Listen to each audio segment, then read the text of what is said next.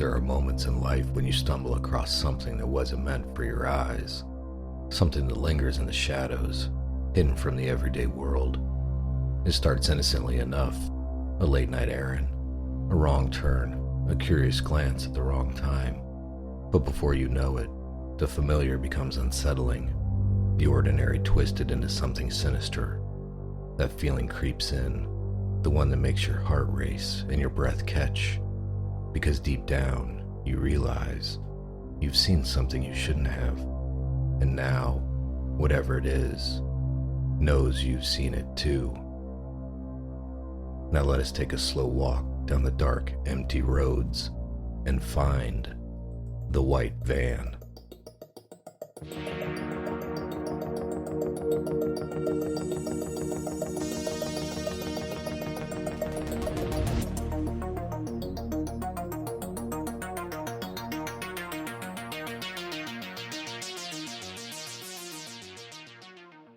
The night was thick with a suffocating darkness, the kind that made even the most familiar places feel foreign and threatening.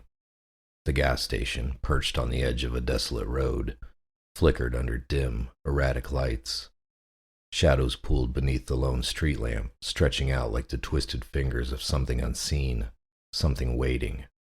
The air was still, but heavy with an almost tangible sense of despair, as if the night itself was holding its breath. Tom stood by the sedan, the faint scent of gasoline mixing with the damp, earthy smell of the surrounding woods. His eyes darted nervously as he fumbled with the gas pump, his thoughts swirling around his last conversation he'd had with her.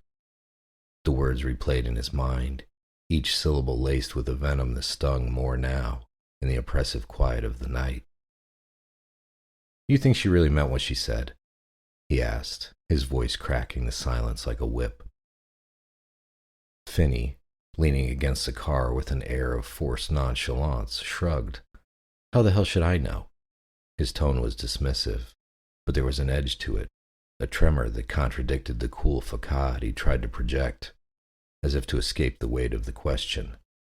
Finney began to pace, his eyes scanning the empty intersection just beyond the gas station, where the darkness seemed even deeper, more impenetrable. "Well, if she didn't mean it, then why would she say it?"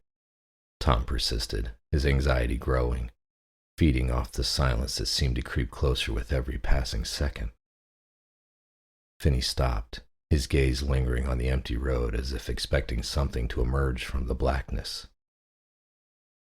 "She said it just to bug you. I mean, look at you right now, all worked up about why she said it.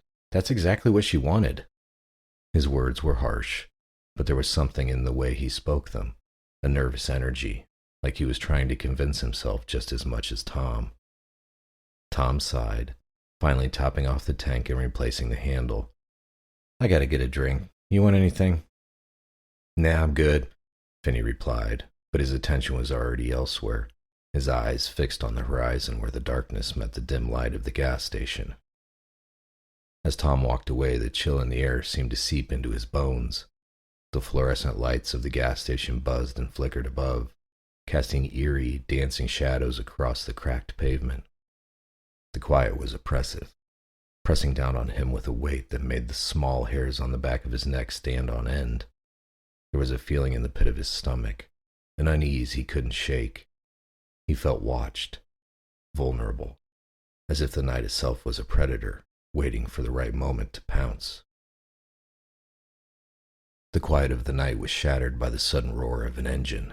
Across the street, out of the suffocating blackness, a white van emerged, its headlights off, moving with a purpose that sent a shiver down Finney's spine. The van crept into the parking lot of the darkened strip of shops like a predator closing in on its prey, its tires hissing softly against the cracked pavement before coming to an abrupt stop.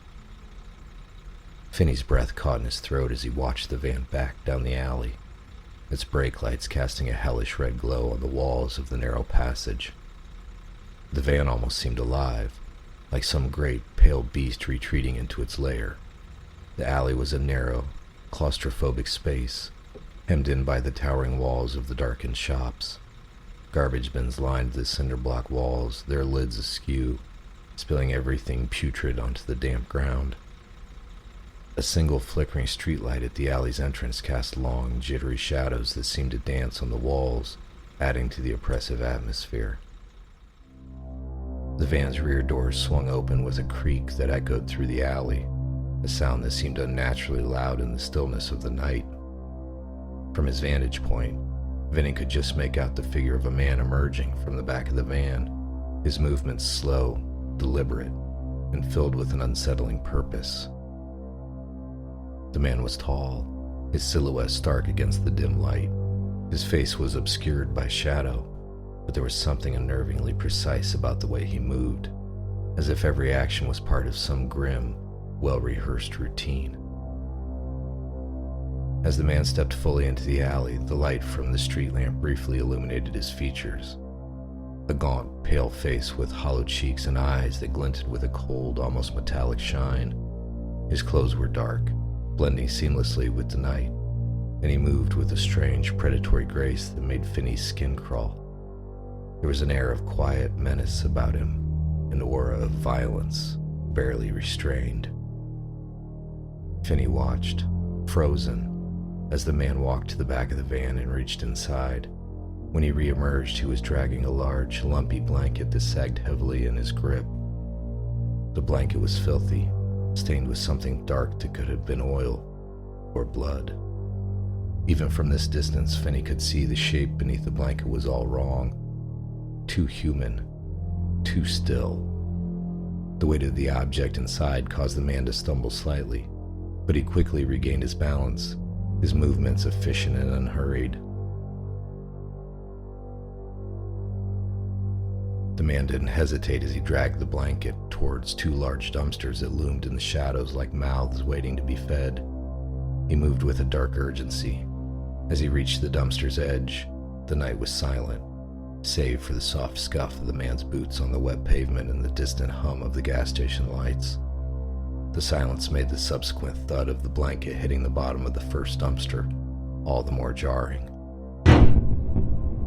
reverberating through the alley and into the empty streets like the tolling of a death knell. Finney's heart raced as the man went back to the van, his movements quickening slightly as he pulled out two more large garbage bags. These bags were thick and black, the kind used to dispose of something you didn't want anyone to see. They were heavy, their contents shifting in a way that made Finney's stomach turn with dread. The man struggled with the second bag, his breath coming in short, sharp gasps as he heaved it towards the dumpster. The struggling seemed to infuriate the man, and he let out a low, animalistic growl as he fought to get the second bag into the dumpster.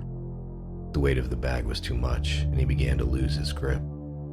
For a brief moment, it seemed as if the bag might slip from his hands, but with a final desperate surge of strength, he managed to fling it over the side. The bag landed in the dumpster with a loud bang that echoed through the alley, a sound that can only be described as the final punctuation mark on some unspeakable act. The man stood still for a moment, his breath ragged, the sound of it harsh and unnatural in the cold night air. He seemed to be listening, waiting, as if expecting something or someone. The alley was silent once again, the only sound of the distant faint buzz of the street lamp, which flickered weakly overhead. Then, without warning, the man slammed the first dumpster lid shut with a resounding clang that made Finney jump. The man turned sharply on his heel, his eyes scanning the alley as if searching for any sign that he had been seen. He paused, his gaze lingering on the street beyond, where the gas station lights glowed faintly in the distance. His eyes were cold, calculating, and as they swept across the alley, they seemed to pierce through the shadows, as if he could sense the presence of someone watching. Finney held his breath, his heart pounding so loudly in his ears that he was sure the man would hear it. The moment stretched on, the tension almost unbearable. The man's eyes narrowed slightly, his hand twitching as if he were ready to reach for something, a weapon perhaps. But after what felt like an eternity, the man seemed to decide that there was nothing to be concerned about. He turned away from the alley's entrance, his posture relaxing just slightly. The man walked back to the van, his steps echoing in the now empty alley.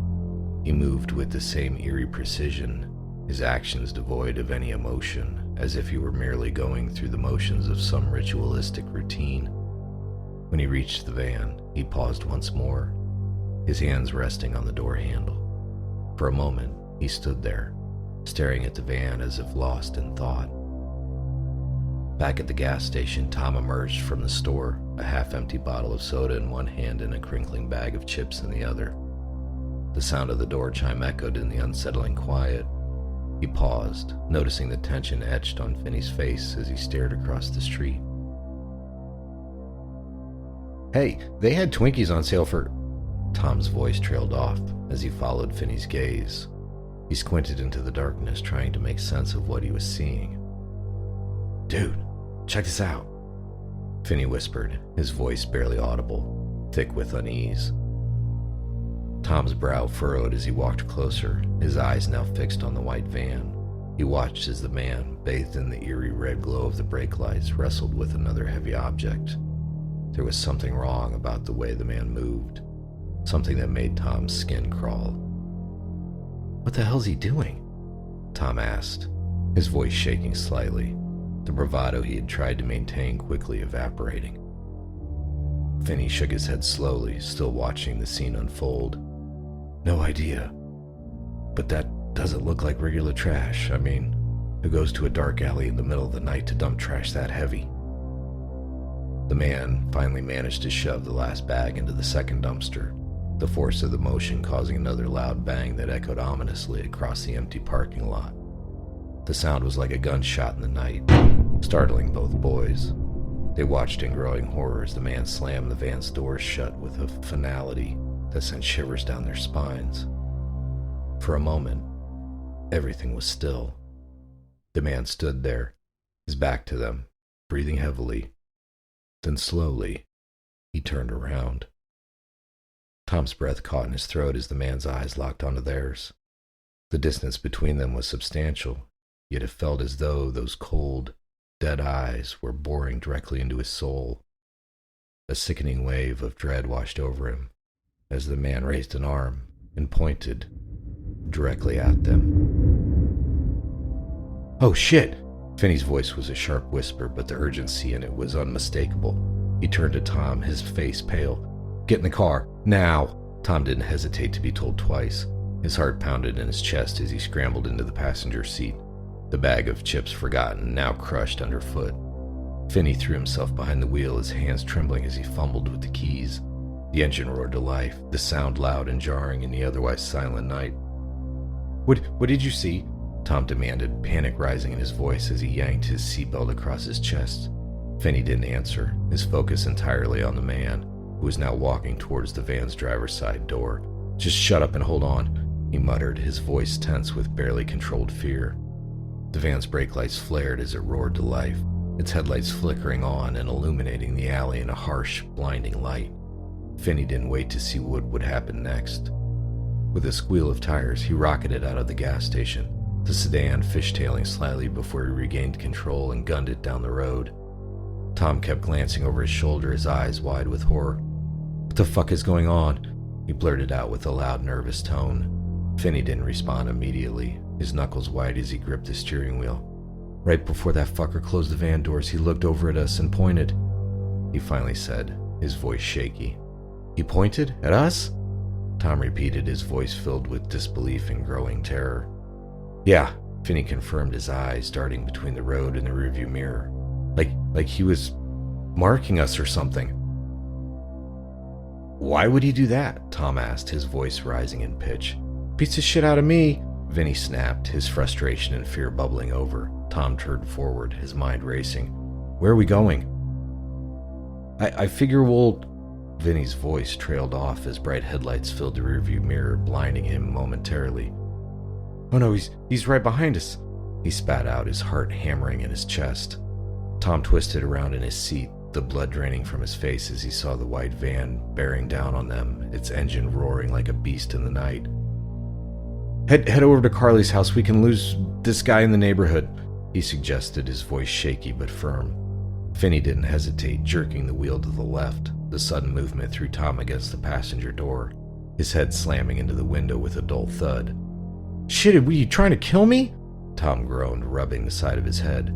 "Would you rather have it be me or him?" Finney shot back, his eyes fixed on the road as he took another sharp turn, sending the car careening into a residential street lined with shadowy houses. The white van followed closely, its headlights cutting through the darkness, relentless in its pursuit. Finney's hands shook as he maneuvered the sedan through the tight turns, the tires screeching in protest. Every instinct in him screamed to drive faster, but the narrow streets forced him to slow down, allowing the van to close distance between them. "What is this guy's problem?" Finney yelled at the windshield, glancing in the rearview mirror. The van loomed closer, its presence an inescapable weight on his psyche. As their sedan blew through an intersection heading south, a minivan cruising in from the west enters the intersection. Both the minivan and white van slam on their brakes from fear of an accident. Tom clutched his seatbelt, his eyes glued to the van. I think we lost him with the minivan," he said, more in a desire than certainty. He looks over at Finney with a smile. "That's the first minivan I didn't hope would lose control and explode on the side of the road." Finney breathed a sigh of relief as the van's headlights faded into the distance. He eased up on the gas, the car slowing a more manageable speed.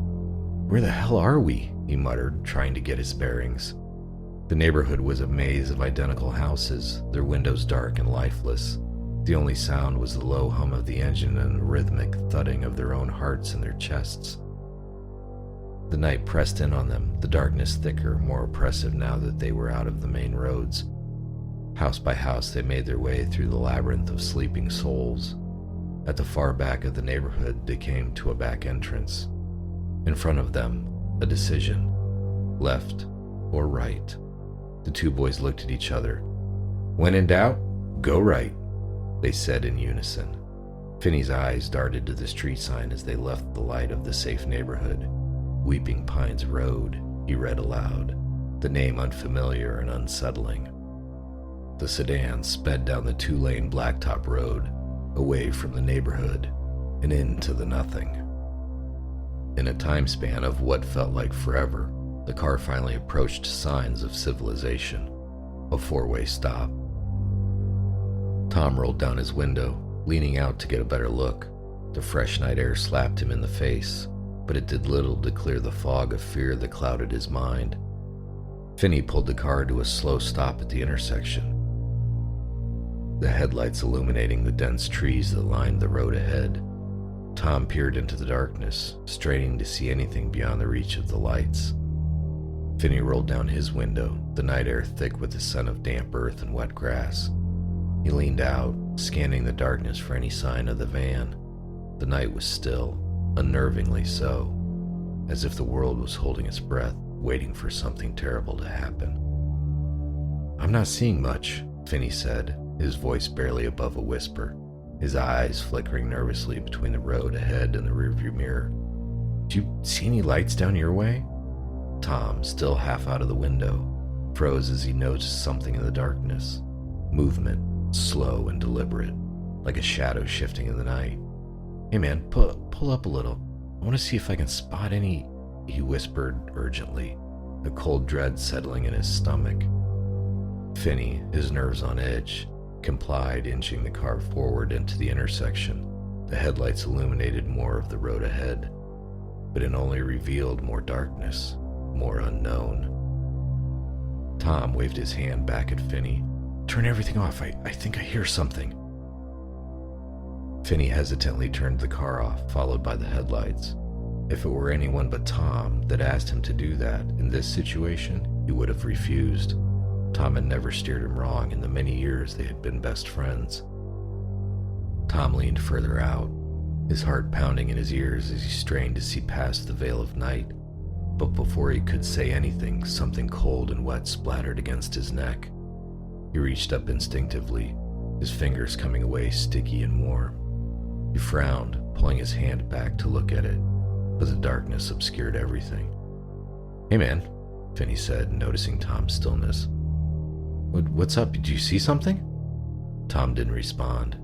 He remained slumped against the window, his body unnervingly still. Oh, come on, quit messing around," Finney snapped, reaching over to pull Tom back inside the car. But as he grabbed Tom's shoulder, his friend's body slumped heavily into the seat, lifeless. Finney fumbled with the dash and finally found the interior dome light switch. The inside of the car came to life.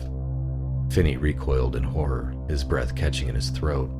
Tom's face was pale, his eyes wide open but empty, staring vacantly at the windshield. A dark line of blood trickled down his neck, staining his shirt. Finney's gaze traveled down to Tom's throat, and he nearly vomited as he saw the deep, jagged gash that ran from ear to ear. "Tom!" Finney's voice was strangled with fear as he shook his friend's lifeless body, but there was no response, no sign of life. The reality of the situation crashed down on him, sending him into a blind panic. He scrambled back into his seat, his mind racing, his body trembling uncontrollably. The night closed in around him, the darkness outside the car pressing against the windows like a living entity. He needed to get out, to run, but where would he go? The van, the man, they were all still out there, waiting in the shadows. Finney's hand shook as he reached for the keys, desperate to start the car, to get away from this nightmare. But before he could turn the ignition, there was a loud crash. The windshield exploded inward, glass spraying across the car like deadly shards of ice. Finney screamed as a large steel stake impaled him through the chest, the force pinning him to the seat. Blood poured from his mouth as he gasped for air, his vision blurring. He could feel the cold metal inside him, feel his life slipping away with every shallow breath. The pain was overwhelming, but it was nothing compared to the terror that gripped him as he looked up and saw the man standing outside the driver's side window, his expression cold and devoid of any humanity. The last thing Finney saw before the darkness claimed him was the man's hand, reaching out toward him, his fingers curling around the stake that was still embedded in his chest. Finney tried to scream, but all that came out was a gurgle as the world faded to black.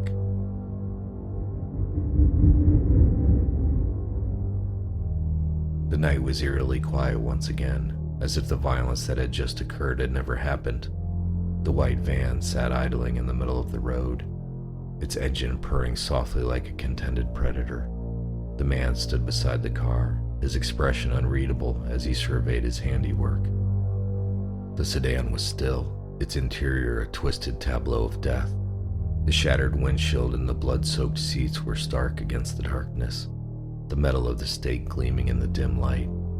The man watched for a moment longer, ensuring that neither boy would be getting up before turning away. He moved with a calm, almost methodical precision as he opened the van's back doors once more. Inside, amidst various tools and grim-looking equipment, the man retrieved a dark, heavy tarp. His movements were efficient, almost practiced, as he spread the tarp over the back of the van, creating a makeshift barrier that separated the cab from the rear. The man didn't rush. He knew there was no need. The world was asleep, the night his only witness. With quiet, deliberate steps, he approached the sedan once again. The night air was thick with the scent of blood and gasoline, the two mingling in a nauseously sweet mixture. The man reached into the car, ignoring the still warm blood that stained his hands, and pulled Finney's body from the driver's seat.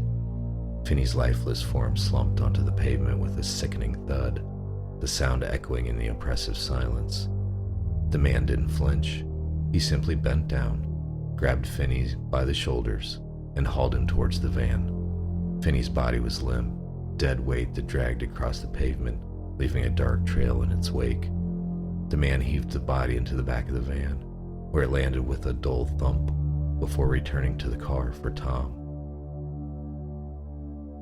Tom's body was slumped against the passenger side window, his eyes staring blankly ahead, his throat a ragged mess of torn flesh.